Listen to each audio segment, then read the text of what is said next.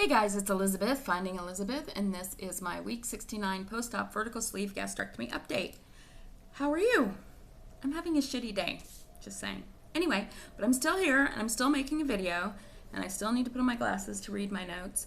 Now I have discovered Evernote, which I had not used before, and I use it all the time to keep notes about everything, and it's very cool, and you can have it on your phone and your Kindle and your computer, and probably everybody else in the world knows about this, but anyway, so my starting weight in January of 2014 was 402 pounds. My weight at surgery was 360.6 pounds.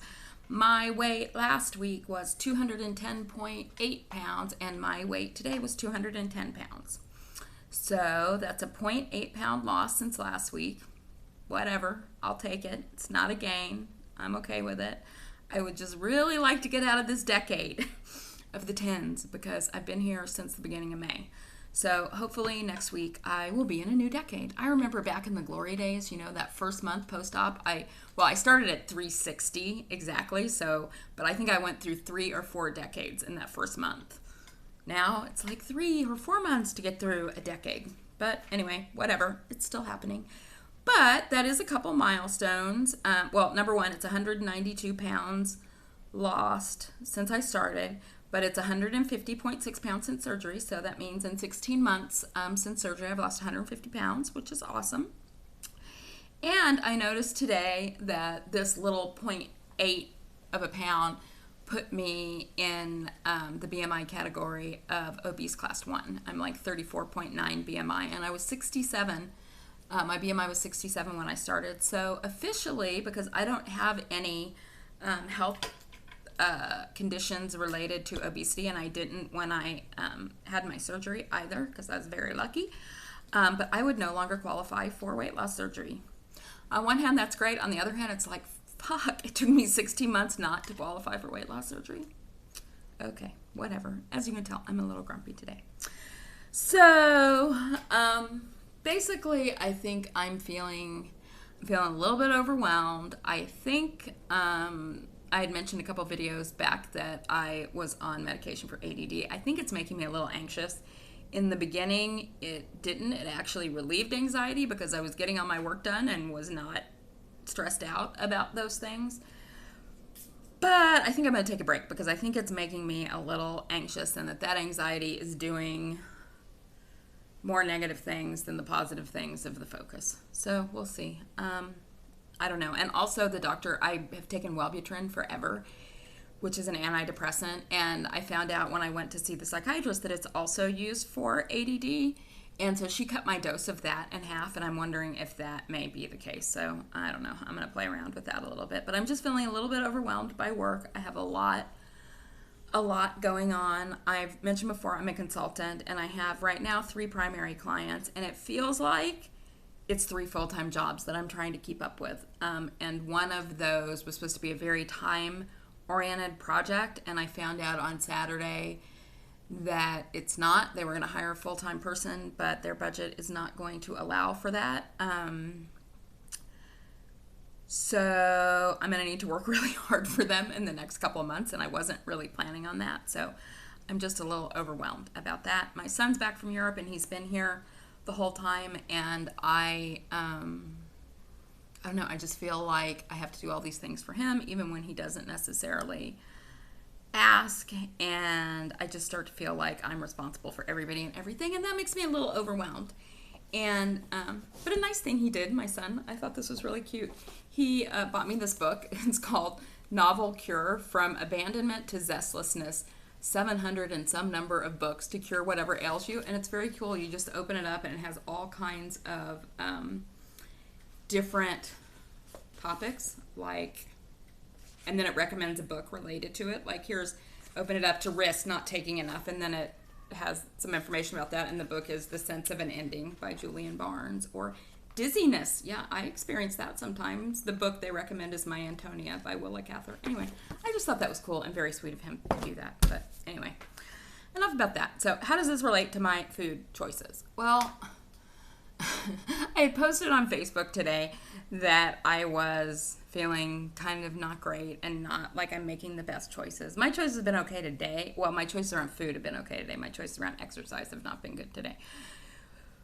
But, and I think Gretchen VSG commented, well, you didn't kill a baby, which is something I used to say in my earlier bagels. I would hear people getting so down on themselves about, eating like one little thing that was off target. And I would say, you ate a bagel, you didn't kill a baby. It's not that big of a deal. But I do think there's a fine line between both not killing a baby and eating a bagel and looking over in the little side pocket of my car and seeing like multiple Twix wrappers in there. That is not good. I think I made a bad choice. I don't even like to say bad, but I made a choice for something that should be a once in a while thing, and I probably had something like that every day last week, and that's not good for me. And it's just not good habits to get back into, that when I'm allowing myself to give into those urges pretty much every time I have them now. So that's not good. And I also think it's a fine line between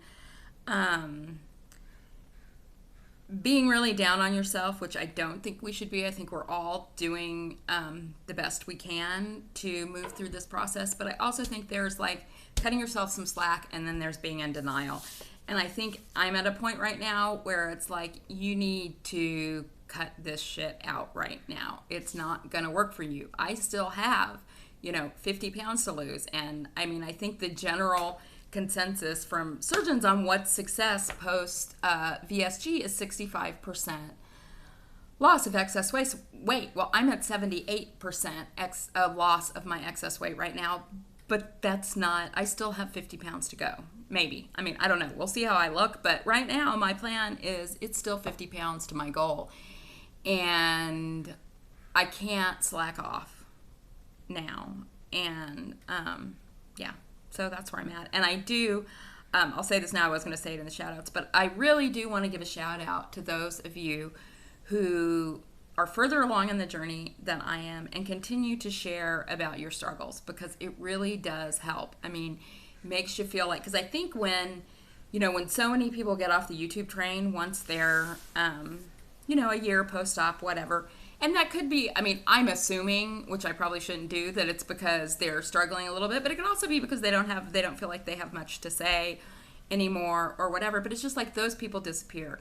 So you have all these new people who are coming on and are in the, easier phase of this, where they're losing 5 pounds a week and everything is going great, and it's like, you haven't started testing the limits yet. And then you're feeling like, oh, I really suck because I am testing the limits and I'm losing like 10 pounds in 3 months. And, but so when people who are still making videos and posting about their struggles, I just really appreciate that. And particularly, I want to shout out to Gastric Rose, to Lauren Losing, to Lindsay Fly Girl, and even though she's not further out than me, I think she's also good about posting her struggles, is Melissa. So I just really want to say how much I appreciate that, because it really does help to watch somebody's video and see that we're sort of in this together, and I'm not this, abnormal fuck up because I'm not doing everything perfect and other people are struggling with this. So anyway, just wanted to say thank you for that. Let's see, what else did I want to talk about? Oh, yeah. I'm going to be the new co-host on The Naked Truth with Jennifer Bleacher, if you didn't already know that. And if you aren't already subscribed to The Naked Truth, I'm going to put a link below. You should go subscribe. I'm really excited to do that. We're going to start those, like the new season, September 6th. We're going to switch it around a little bit. And Jennifer and I made a video on that channel kind of talking about what some of the changes are going to be.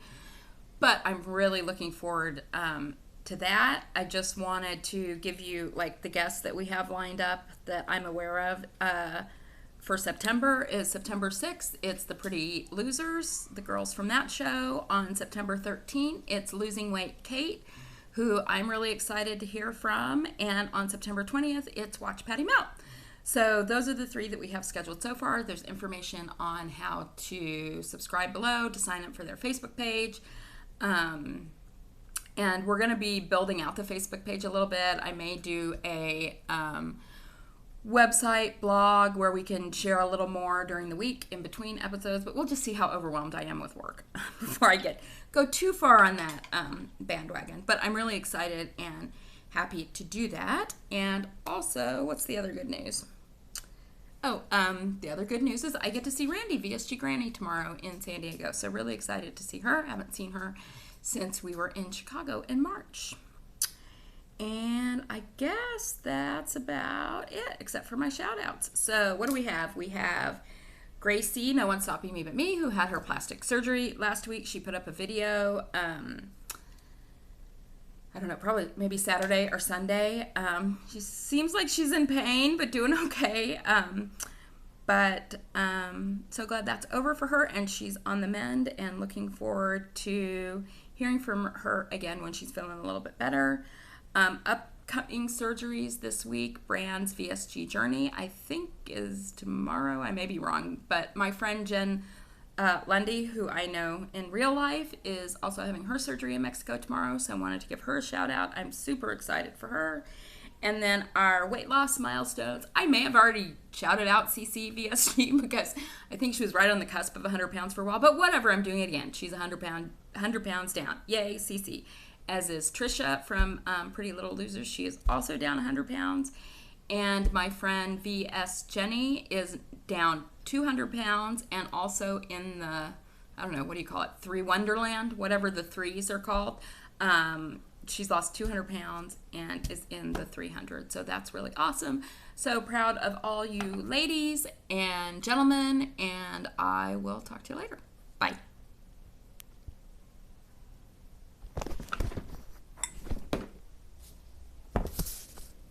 Oops.